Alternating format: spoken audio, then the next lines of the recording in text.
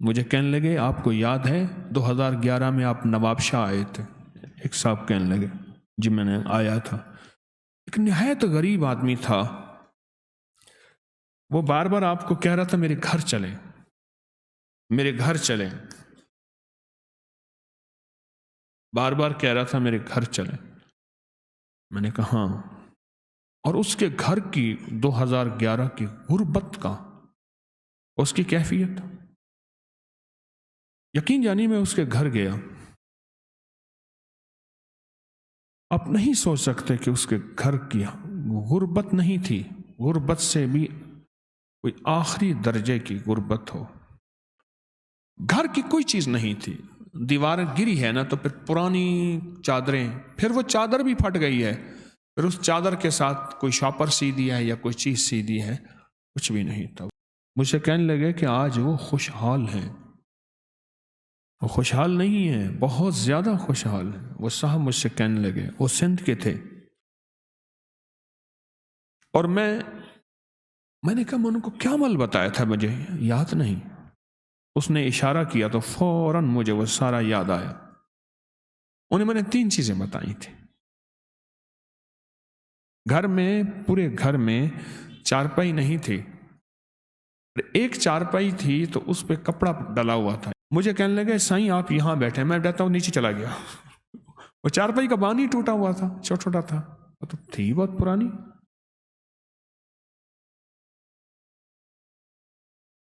یعنی آخری درجے کی مفلسی، غربت، تنگ دستی. میں نے ان سے 3 چیزیں انہیں بتائیں اور 3 وعدے لیے.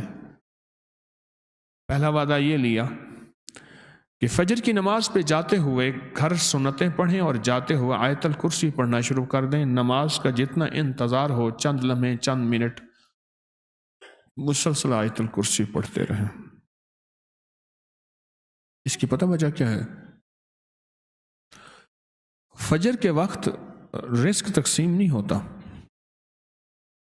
آج ایک لفظ دے رہا ہوں، وہ لفظ یاد رکھیے گا. بخت تقسیم ہوتا ہے. بخت کے اندر پھر رزق بھی ہے، عزت بھی ہے، وقار بھی ہے، شان و شوکت بھی ہے، نسلوں کے لیے بلندیاں بھی ہیں، راحتیں بھی ہیں، رحمتیں بھی ہیں، ثروتیں بھی ہیں، خوشیاں بھی ہیں، خوشحالیاں بھی ہیں. ساری نعمتیں بخت میں ہیں. بخت میں یہ آیت الکرسی اسم اعظم ہے. آیت الکرسی، اس کا لفظ اللہ سے شروع ہوتا اور عظیم پہ ختم ہوتا ہے. اور میں نے ان سے عرض کیا کہ سارا دن پڑھنا ہے یا اللہ ہو یا عظیم ہو. آیت الکرسی کا پہلا اللہ لا، اور ختم وَهُوَ العلی العظیم. ان سے میں نے عرض کیا اس وقت کہ سارا دن اس کو پڑھو، وضو بے وضو، سارا گھر سینکڑوں ہزاروں لاکھوں پڑھے اور بہت زیادہ پڑھے اور خوب پڑھے. اور انہوں نے پڑھا. اور تیسرا ایک کام میں نے انہیں بتایا تھا کہ دن میں کچھ وقت صبح، کچھ وقت شام، دنیا کے جتنے بھی پریشان لوگ ہیں نا ان کے لیے دعا کرنا، اپنے لیے نہ کرنا.